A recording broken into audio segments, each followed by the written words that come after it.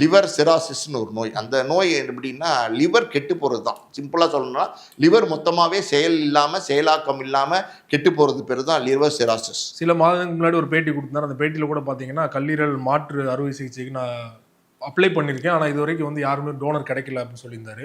So கடைசி வரைக்கும் toner யாரும் கிடைக்கல, அதனால தான் இறந்துட்டாரா? ஆமாம், முதல்ல இந்த லிவர் சிராசிஸ் அப்படிங்கிறது யாருக்கு வரும் அப்படின்னா, இதே மாதிரி அதிகமாக குடிக்கிறவங்களுக்கு வரும்.